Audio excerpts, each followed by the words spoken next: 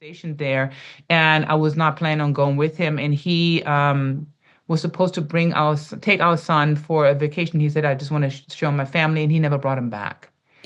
So and he told me, he said, and it was kind of like a way of getting me to, I guess, to come to the States and keeping me there. Or you have to, nobody will fight for you the way you will fight for yourself, you know. That And is if true. you That is believe in true. yourself, it is contagious to other people. People want to believe in people that believe in themselves. Welcome to In the Art Scene, a podcast about art world and people in it. I'm your host, Galina Marcus. Hello, everybody. Welcome back to In the Art Scene podcast. I have a special guest today, but before we get to the guest, I just want to quickly remind you that In the Art Scene podcast is a part of San Diego Art Directory, and all the show notes now live on SanDiegoArtistNetwork.com under the podcast in the top menu. So all the information will be available over there. And my special guest today is, for the first time, we have a Hollywood actress on the podcast. Yay! So we had some theater people, we had some musicians, we had lots and lots of visual artists, but Kerstin Schulze is something. Oh my God, people, first of all, she's hilarious. She is an epitome of, radiant health, happiness, laughter, and I am so happy to have her on the show to talk about her extensive career in acting and fitness and health and wellness. Welcome, Kerstin. Please introduce yourself. Hello, hello, hello, Galina. And wow, what an introduction. Can I wake up with that every morning, please? I love it. Sure. I'll send you my price list. Great.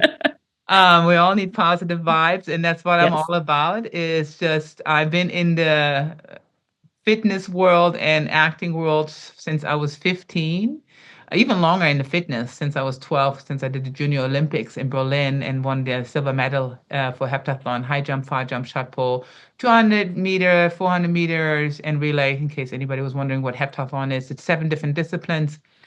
And I won a silver medal. And it was it's my joy. Fitness is, I love it. It makes me feel good. It makes me mentally strong. And I love to share with other athletes or other people that are just on the journey of finding longevity and feeling healthy and happy. And how do we get rid of anxiety? And that's fitness for me. And then acting, I call myself the fit creator. And because I just think that fitness and mental strength and acting and discipline, all of this that goes together. I've been creating since I was 15. I did improv in Germany. I did theater there and wrote my own sketches. I have an identical twin, so we did that together. Oh, so cool. Oh Creating- my God. If Yeah. you have any recordings of that, please send me. We every now and she reads with me, or she doesn't want to be in front of the camera. It's not her thing, but she's really good actually. She's really, really funny, and I love being with her especially when we had the privilege to do that together in Germany.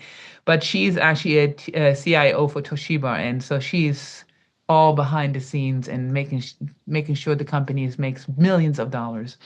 For me, being a creative was always my journey, was always my dream.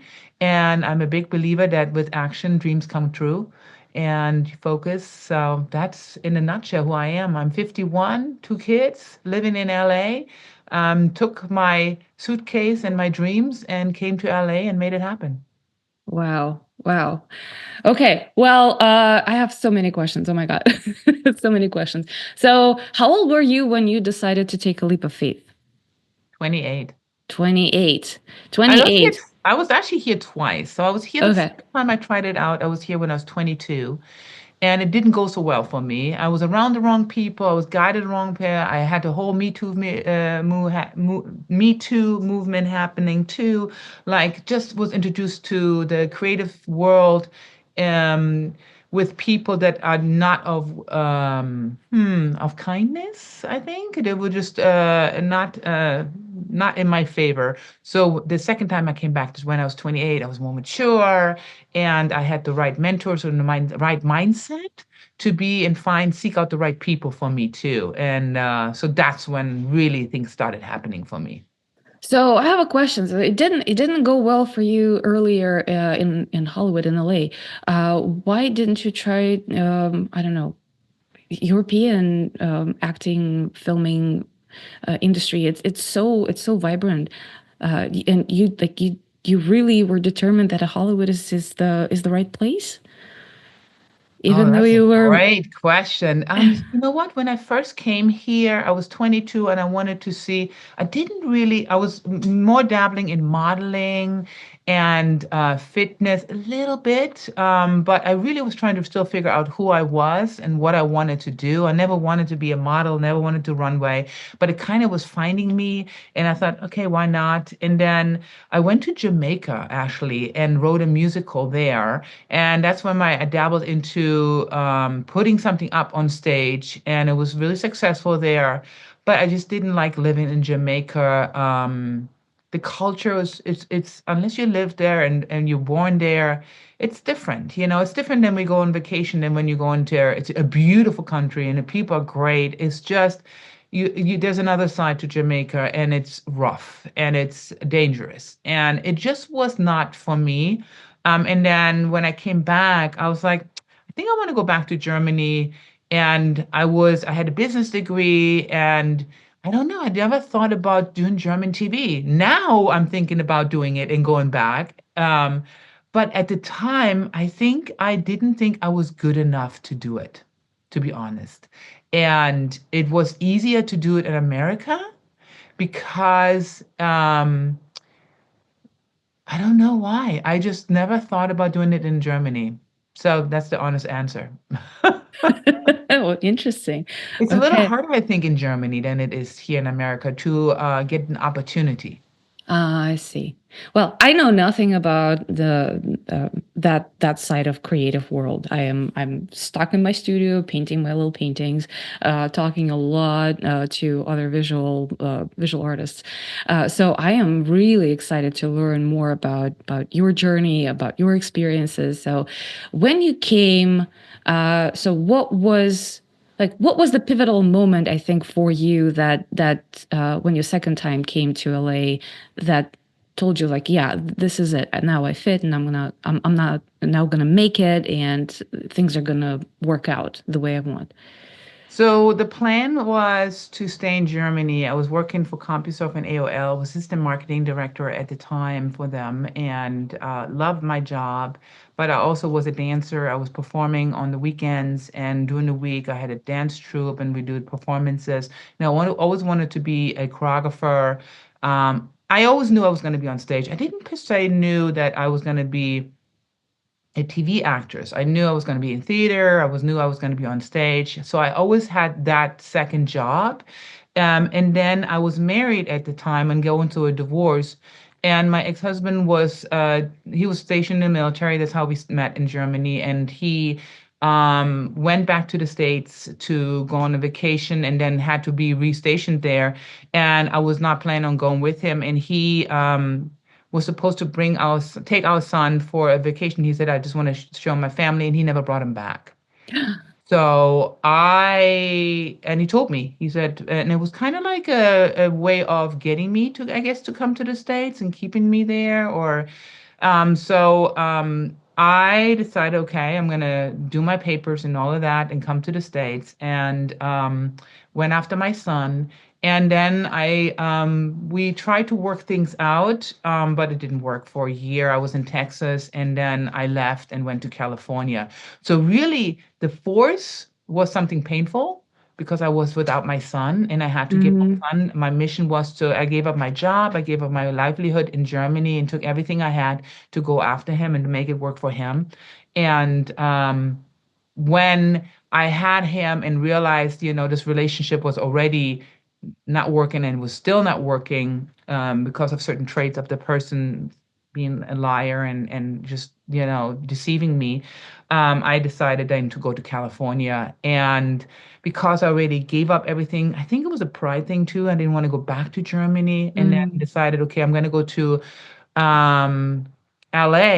I had $3,200 in my pocket, the truck, and my son. And I remember I slept on the floor for 6 months. I got an air mattress for my son, so he had something. And then the first bed I bought was for him. I remember I went to Kmart and bought a table with 3 chairs instead of 4 chairs because it was on sale. I mean, Mhm. it was talking about minimalist in start. Mhm. Mhm. And then I knew, then I did odd jobs like working in a networking company and having to do cold calls, which I hated. Oh, yeah. I I never know. understood how people can call people, and to me, I understand some people are really good at that, and that's the job. I, till this day, do not like when people call me and they want to sell me something. It is just, to me, not my joy, and I thought it was very rude, and so I couldn't do that job. And then I was already in fitness because of in Texas I was working in a gym, and then became quickly like the exercise director there. And that knowledge in helping to open up a gym is what I took to California. And then I just decided, you know what? I'm going to get certified. I'm going to become a nutritionist and personal trainer, and went to college for 2 years and get my degree in that. And it was then that I joined a gym and worked as a personal trainer there. And I think knowing how to empathize with people, I understood. Let's, for instance, if you're telling me, okay, I have this goal, Kirsten, and this is my body, this is my obstacles, this is my lifestyle, I understood how to put myself in that shoe, in that person, and understand how to convert that into success for their transformation in their body. And I still do that today, and understand these obstacles when we have injuries or when we have hormonal problems or just lifestyle. We're really busy, we don't have time. How can you make it happen for your lifestyle? And I made a business, training business out of it, transformed my own body with the same training style that I gave other people, was basically my own billboard. And then went to a competition, and I said, okay, I need to win a competition to be in the magazines, the fitness magazines. So I did that, won my competition, won the second one, won the overall, but was in the fitness magazines. And then the fitness led me to an agency, Bobby Ball, that did commercials, a lot of TV commercials. And really, that was my segue to get in, because I didn't have parents that were already in the business. There was no nepotism happening. There was no, I wish I had it, would have been probably a whole lot easier to get the first job. And, yes, everybody that gets a job through their parents still has to prove themselves. It's a lot easier. Let's put it that way. Yeah. And for me, it was my way is, okay, my body is my opening door. People see the body. And I love comedy, and I'm already good with improv. And so getting commercials was an easy way for me, actually. And that was my beginning. And yeah, and some of the commercials they're just okay. I will put the link to your IMDb in our show notes, and Yeah, people please. can see for themselves. So I have a little unusual question, I guess. So being from Germany, and I know this for myself, being originally from Russia, so we come across, especially here in California, as kind of too direct, too strong, Oh, yeah. and I get in trouble for that a lot. And so I don't know how was that for you? Oh, I learned. I put my foot in my mouth a couple of times, and people's like, "Ooh, that didn't feel good." I'm like, "No, no, no, that's not how I meant it." But we converted of the way we speak in German or in Russian, and it comes out much harsher than we think and we mean. And so I definitely had to learn the American way of speaking, not the German way. And I'm still, my boyfriend tells me all the time, I have very strong energy. And I think it also stems from that I was raised like a boy. I was really raised very tough, And not that we should raise our boys to be tough, but we do. The boys are always Mhm. they're the protectors, they're just providers, and so my father raised me like that, and so I crying was not allowed in my house. There was no emotions, there was no hugging, there was none of that. So I had to really learn to be more feminine. I had to learn to be soft. I had to learn it's okay to ask for help. And even though if you know how to do it, it's okay for that person to offer it and do it. Where I always thought if I ask for help, I look needy and or if um I don't know if I'm too soft spoken, they think I'm vulnerable. So Mhm. I Mhm. really had to learn to soften it down. Now, in the roles that I play, I get to be me, Yeah. Yeah. and Yeah. they And want me to be this I German tough chick. I really love how you leaning on it. This is so, and I think specifically in American style of comedy, leaning onto the certain social stereotypes, like about people from different cultures, is it's kind of. You know who you are, and also you know how Americans perceive who you are, and originally, and people from your culture. So leaning on that is kind of, to me, feels like you're making them laugh, but then at the same time you're making jokes about them joking about you. You know? Absolutely, yeah. I mean, it really is apparent right now. I don't know if you watched the Righteous Gemstones. I'm opposite of Walton Goggins, and Walton Goggins plays a really big baby. You know, he's this driven man that has all these dreams, but he really is a big baby. And Sola, I'm playing a kung fu fighting nanny that is centered and calm, and really has a lot of patience with him. And we're not at the end yet, so they're just releasing all the episodes and watch them. There's a lot of nuances going to happen. But again, it comes to playing this German that's really direct, but doesn't always have to say something. Her face expressions a lot of times say a lot more than she needs to say Yeah, with words. yeah, yeah. So funny. So, what was your first? You've done a lot of commercials. You got Hmm. into that side of business. What was the first TV show that you really played? American Horror Story was the Uh first huh. TV show, smaller role, opposite of Kathy Bates, and I was directed by Angela Bassett.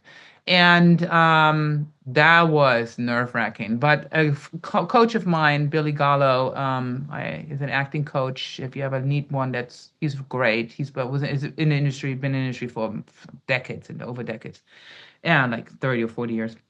And he told me the body doesn't know the difference between excited and nervous. Mm-hmm. It's the same feeling. So stick with excited. So I remember I was standing outside of the door room because it was a green screen, and as soon as you walk in, I had to have a British accent, and I had to play this role of this really angry, over the top woman. And Kathy Bates just walked out of the room, and here I am standing by the door. My heart is racing, and then as soon as you walk in, there is Ryan Murphy and Angela Bassett and everybody, and just roll with it. And it was an unbelievable experience. And I remember standing outside, said, "This is what you asked for. This is what you wanted. So here you go. Let's do it." And it made it in the edits because sometimes you never know what makes it and what not. Yeah. And yeah, it was a great experience. So since then, how many shows overall did you have a role in? Oh wow. I did okay, I've never counted them. I did Escape the Night, The Killer Clown, and I had numerous episodes there. And the funny story about that one was that I actually didn't audition for that role. I auditioned for a different one. It was a smaller role. It was like because it plays in a carnival, and these killer clowns come, and he and the role that I auditioned for was for some booth attendant or something like that. But the way I did my audition, I went in, I kissed my muscles, I spit on the floor, and I just was really into it. The director loved my tape so much that they actually rewrote the role that was for a male and gave it to me, and I ran with it. I created this very sensitive, wanting to be loved clown. Because I always say we all want the same, right? We want to be loved, we want to be accepted, and respected. And the killer clown, what made a killer clown become a killer clown? So I created this whole story about her, wanting to be a makeup artist, but nobody loved her makeup. And then she just got so upset with them, and they were teasing her that she just wanted to kill them because in a reason that she just wanted to be loved, and she just didn't know how to deal with her emotions. And so they loved it, and they made a mockumentary of it. I did Flaked too with Will Arnett and David Sullivan. Um, and the Righteous Gemstones on HBO. Awesome. Okay, so I have another question, and it's kind of weaving a little bit both sides of your careers, your stories. So so you're equally in acting as you are in fitness, and you're making a successful business out of both of those sides. How do they inform each other? Oh, wow. Both of them take discipline. Both of them are a lonely road. Both of them need daily work, and it's a long journey. Nothing comes overnight. So they're very similar. Fitness has definitely taught me how to be disciplined and how to grind and stick with the plan. And acting is just the same way. It is you gotta study, study, study, study. You gotta train, train, train.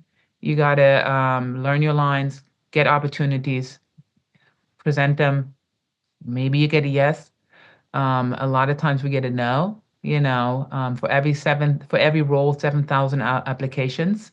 And in fitness, you get on stage, or if you do it for yourself and don't want to go on stage, you look at the mirror, and sometimes you're going to be disappointed. Sometimes you like it, and you got to pick yourself back up. There's a lot of comparison happening that can happen if you let it. You try comparing your body to somebody, you comparing your craft or your journey to somebody, and that I think is the biggest pitfall for people. Is just you have to stay focused on there's nobody like you. There never ever will be the same person as you. There will never be the same talent as you. There will be never the same person that talks like you, looks like you.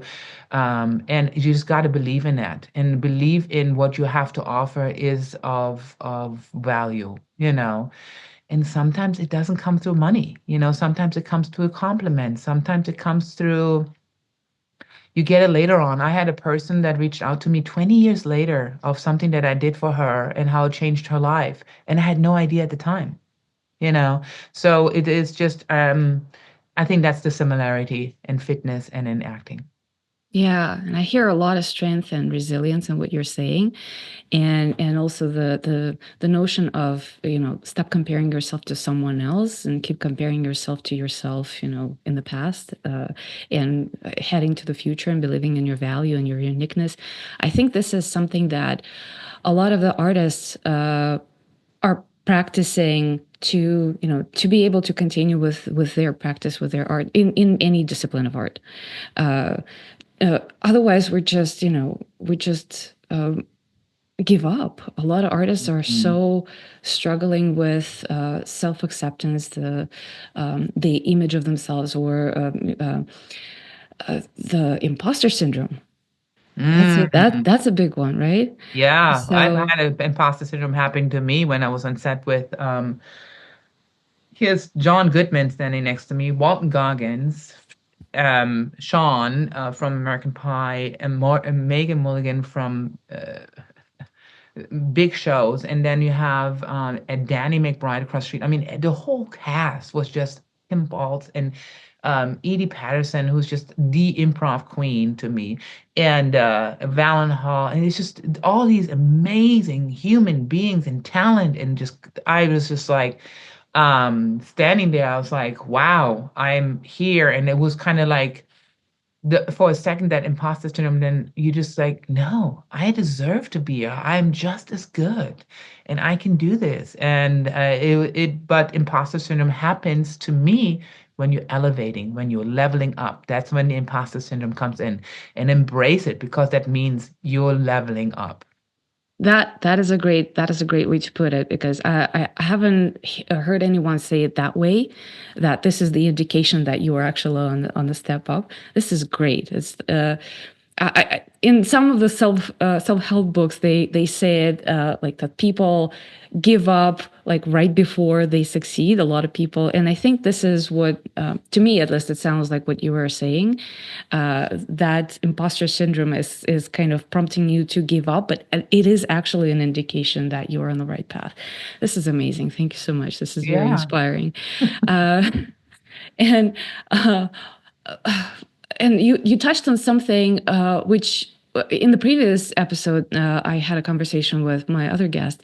We kind of touched on the same topic about how you are touching people's lives, how and how important that is for you to know that what you're doing is actually of the value for other people and brings a lot of positive change.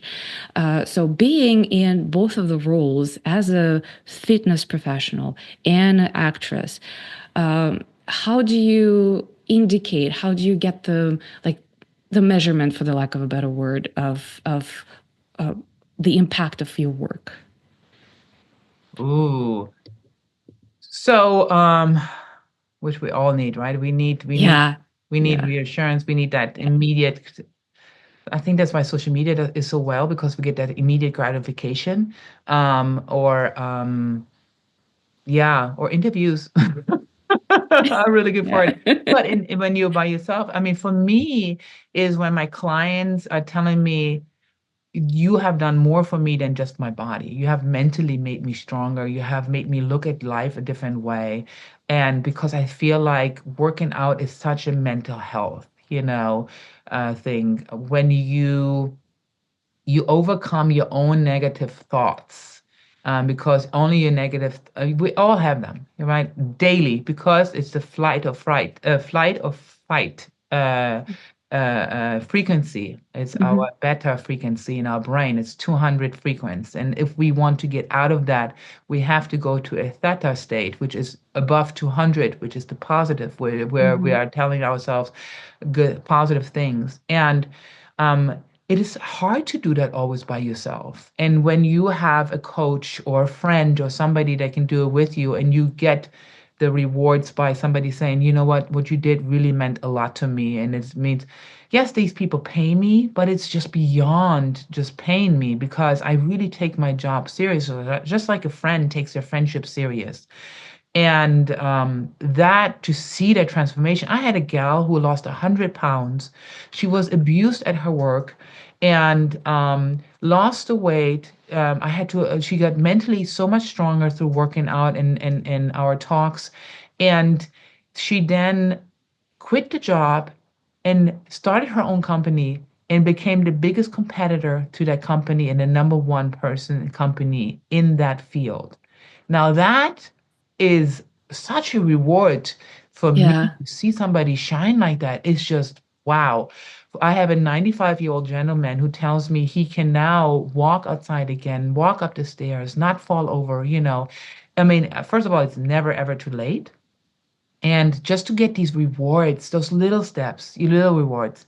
And then when you have a show, obviously, you have friends calling you and saying it was funny and made them laugh, or, I read the comments that people leave on their TikToks, on their Instagrams, and when there's a post about my scenes or whatever, and the comments come, I love them. It is a reward. It just shows me that people really enjoyed what we were doing. They believed it. They had fun watching it, and that's everything. It's just so fun. Yeah, yeah, it sounds amazing. Sounds really, yeah. And we talked a little bit before we started recording this conversation that fitness for you really is associated with overall health, not necessarily, building your body to look good like a model, like a, bodybuilder, but actually improving your health overall, reducing stress, getting confidence, love for yourself. So that is a really great message, because a lot of the people, still thinking about fitness as like, oh, okay, I got to lose weight because I want, I don't know, more men or women like me. Yeah. And really, that's just the byproduct. I mean, yeah, we Yeah. all, because of social norms that tell us we need to look a certain way, right? And when we are really digging deep, it's really so much bigger than that. And I've never heard of anybody that started fitness that they are not loving the mental strength that they're getting from it, the Mhm. self-awareness, if they're really dedicated to it and in it, Yes, there's people that hate exercising, but they don't hate going outside and being with friends. And we all exercise, but maybe you don't like to be in a gym setting and or in a one-on-one setting, but maybe you like a group setting. So go for hikes with friends. Have a group that you can join and go outside. I have clients that rather go and work out at the beach. So I always say, find your happiness in movement, because movement distracts from negative thoughts. Movements make you take action. And later on, when we exercise first thing in the morning, we have so much energy for the rest of the day. And people always think it's the opposite, and it's not. The worst you can do is not move. Yeah, yeah, that's true. Well, I have another question. And being a busy mom of a 3-year-old, I always like to talk to other moms, especially, moms who are pursuing careers, creative careers specifically. So you have 2 kids, you Hmm. have 2 busy careers. You're a successful woman. How are you balancing? Well, it wasn't always easy, because I was also, I was hands-on 100% mom and dad, and having to maneuver in it. My son was 6 years older than my daughter, so I give him some credit there. He did help me when it came later on, and being there with his sister too, because it wasn't always easy to do it alone. I had a good when I was a fitness trainer, and I think that's why also it was easier for me because I had childcare when it came to fitness. I didn't have to. When she was little, I could take her with me to the gym, and then, later on. But it wasn't always easy, bouncing between their activity and mine. Hmm.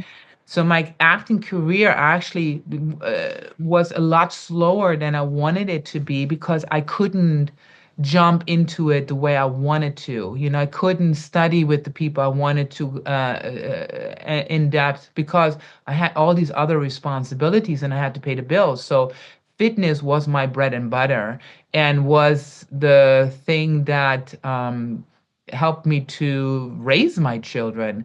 And then acting, I didn't have a partner that supported me in helping me with the children. And I always tell people when they have another partner, you are blessed, because a lot of women raising their children alone. And so it it was just, I wanted it, and I had to make choices. I had to make sacrifices. I had to make sacrifices of, okay, my acting career, I couldn't do it in my 30s as thorough as I wanted to. And just in my 40s is where when my children were old enough. My son is now 26 and my daughter's 20. So now I can, fly, I can leave, I can go to Charleston for 3 months and film, where before that was not possible. Yeah, And yeah. I couldn't afford a nanny to do all the things for me. I had to, like, literally, where I live was more important to me for my children's safety and for their upbringing in school. So I get it. There's a lot of sacrifices we have to make, but I always stayed in it. I always did something for it. I even if I couldn't do the big jumps, I always did little steps towards what I wanted to do. Yeah. And I'm sure they are at this point extremely proud and grateful for everything Oh you've done for yeah. them. And they're And very hard worker. I think they learned. well, with a mom like you, I'm sure. I'm Yeah, sure. they are. They are very proud of me. Thank you. Yeah. Are, are they also creative? Have they been on set with you? Are they thinking Yeah. about acting careers? Yeah, my son was on photo shoots with me all the time. My daughter has been on set with me, set in my trailers, and she is a creative herself. She is into storytelling, animation. She wrote her own book since she was 17. She is doing a series actually. She creates storyboards. She wants to go to an animation school. She's getting her art degree right now. So she's always been a creative side. She's very smart. She's very, very disciplined. If I thought I was disciplined, she is super disciplined. And she was a ballerina, a professional ballerina, and danced. And my son played football, was always an athlete. But he wanted to skate more. He was a skater, and he never wanted to play football until he went to in his last year of high school. They recruited him finally, and he decided, okay. And then he was so good at it, he got a Just to be clear, we're talking about American football or the American football. football. Okay, Yeah, okay, yeah, okay. yeah, American football, not soccer. Yeah, and he did it for 1 year, and he was so good at it that they gave him a full ride scholarship to college. Wow, And that's great. now he works for a video game company, and my daughter and him have created their own video games. He's into coding, so they are both very creative. He's into music. He creates lyrics. He's a poet. So the creative has always been in our family. Yeah. That's amazing. That's amazing. That must make you so proud. Yeah. Yeah, and I always told him, I said, do whatever you want to do, try it all, but whatever you do, you want to do it 100%. So, how's that? Well, speaking about doing whatever you want, but doing 100%, what would you tell people who don't quite know what they want to do? Like maybe they don't even have a problem being disciplined, but then they feel like they are because they're procrastinating because what they're doing is not quite what they want to do, and then the direction they're not quite sure. And I'm sure as creative people, like we all are struggling with it at times, and even making some pivots and steps in our careers. There are those moments when you are thinking like, should I stay where I am because it's already producing good results, or but my heart is kind of pivoting to a different direction. Should I change? So how would you advise those kind of people? Change is always hard, and the mind will tell you, "Oh, don't go there. You don't know. It's the unknown. What if you fail? So what? Failure means you're just going to learn, you know? I mean, at the end of the day, we're all going to die. And do you want to die with regrets, or do you want to say, man, I tried it, you know? I've fallen on my face. You know, I opened a gym, and then the pandemic hit and all of that, you know? It's not my fall on my face, but there was struggles, you know? And I always say, if you live with your passions, you're going to be happy no matter how big the money or little is, because the money usually comes. If you ever see people that are really passionate about what they do, the money just follows. So what's your passion? Really, that's what you have to find out is.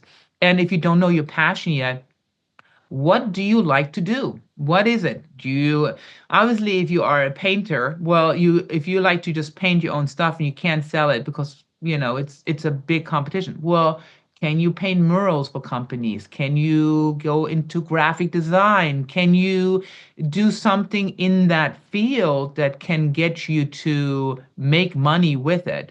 Are you good with children? Or do you love children? You could take care of other people's children. Or are you great with designs or makeup? Whatever it is. If you are good with makeup, work for a makeup company. I just feel like you have to find out what your passion is. And once you have your passion, then you need to find out, okay, what are my opportunities with my passion? And I'm not saying that it's going to be great every day, I mean, there's days that I have where I don't want to do what I'm doing. Well, for the most part, but I really love what I do. And but I developed that, I had to work in the gym. I mean, there was one day I had 23 people. I was exhausted, and I remember when I switched from one gym and then opened my own gym, I still had responsibility to the other gym. So I would get up at 2 o'clock in the morning and drive to the old gym and have my responsibilities there, meet people at 4 o'clock in the morning, and then go to my own location and then start building there. So You can't be shy of wanting to work. Hard work always pays off. Hard work beats talent any day. And if you find what your passion is, you have to grind. It doesn't come without the grind. Nobody's gonna knock on your door and say, here's your dream. Wouldn't it be nice though? That would be fantastic. Can I get some of that, please? I'm waiting for someone to knock on my door. Yeah. No, you have to. Nobody will fight for you the way you will fight for yourself, you know. That And is if true. you That is believe in true. yourself, it is contagious to other people. People want to believe in people that believe in themselves. That is profound. And I really love how you describe the passion, that it doesn't have to be one thing. Like passion is a direction. I really love how you were talking about it. Like if you like something, go in that direction, because it doesn't have to be only one activity. It can be multiple different ways that still feed your soul with the thing that you love to do and the thing that you want to be known for. So it will be easier to put that work into that passion, into that direction. And I do thank you for saying that people want to believe in people who believe in themselves, and also for doing the work to help people start believing in themselves. Yeah. Yeah, Yeah. because And you know that's what? Don't be shy of asking people. There's a lot of people they'd say, oh, I'm intruding with that person, and that person wouldn't want to give me advice. You'll be surprised. People love being mentors. They want to share. They want to share their success with other people. And they wouldn't mind helping people as long as they take action. You know, I've had people asking me, oh, I want to be an actress. I was like, well, what are you doing to do that? Are you in acting school? Are you taking any classes? Oh, I have to do that? Yeah, it's a profession. You have to learn it. I want to be a painter. Well, have you taken any paint classes? Do you know how to paint? Do you know the intricacy that it comes to, you know, all the details about being a great painter? You know, there's so you, if you, you can't just say I want to be and then not take action. You know, you have to take action. That's why when you go on my website, Party and Diet, you see the first word I say, action. You know, because I'm big on taking actions, and all of my friends always tell me, Kirsten is the action gal. You know, I am, you know, that is what I do. If I tell you I'm going to do something, I will do it. yeah. And you definitely come across like action. Take action, not just physically, but mentally too. Yeah, yeah. Action. Uh, Kirsten, we are getting close to the top of the hour. Usually at this point, I ask my guests if there's something that you wanted to share with my audience, and I didn't ask you about it. Well, I would love to share that, you know, in my professions, I always see people having obstacles and they let these obstacles stop them. Like, for instance, in fitness, it's injuries, right? People get stopped by injuries. And I always say, don't stop moving just because you have an injury. Just find the right tools of how to maneuver around your injuries. And that's one thing that I really teach and showcase on my programs, like Fitness for the Busy Lifestyle, is how do you work through an injury? Like if you have a shoulder problem, what exercises should you do and what not? And how do you still get your plan? How do you get from your to your goal, right? Whatever that is, fitness wise. And also time. A lot of times people say, I don't have time. We all have time. We all have 24 hours a day. We all need to sleep. Women need to sleep 9 to 10 hours, men 6 to 8, right? And then we have the rest of that to schedule. Time management is everything. And you have to schedule time for yourself. And I teach that as well on my website. It's 10 minutes a day, 70 minutes a week. It's a whole lot more than nothing, and you can do so much. Stop eating after 6 o'clock your sugars. You can still have proteins, but don't eat the sugars after 6 o'clock.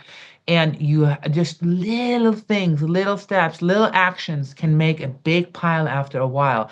So I want people to, well, if nothing else, to take away with it, it's never too late, no matter what age you are, and just keep moving and keep dreaming. Thank you so much. Thank you Thank you so much for a whole lot of inspiration that you brought to this episode. I'm extremely happy to have met you.